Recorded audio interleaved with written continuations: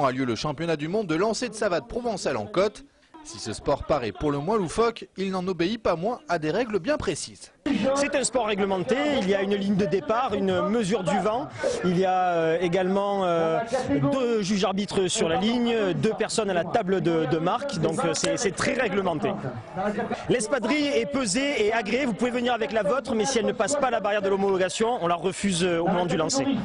Et pour bien réussir un lancer, il faut d'abord trouver savate à son pied.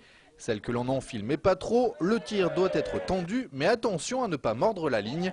Pour cette 10e édition, ils étaient une centaine à se prendre au jeu sans se prendre au sérieux. C'est convivial, c'est sympa, c'est amusant. Il faut que je travaille mes performances, mais ça va. L'année dernière, j'avais fait 23,50 m et j'espère battre mon record au moins. Je suis habituellement champion de lancer de savate en hauteur, mais l'organisation ne veut pas reconnaître la catégorie.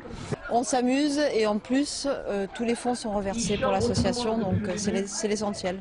L'association en question s'appelle Raoul Kanazi. Depuis une vingtaine d'années, elle vient en aide aux habitants du Niger, en menant là-bas différentes actions autour de la santé et de l'éducation. Nous avons construit des écoles, des dispensaires et nous effectuons à peu près 2 fois ou 3 fois par an une mission avec 15 à 20 personnes, des médecins, des infirmiers, des enseignants. On achète des cahiers, on achète du matériel, on offre des bourses, enfin, il y a un suivi permanent.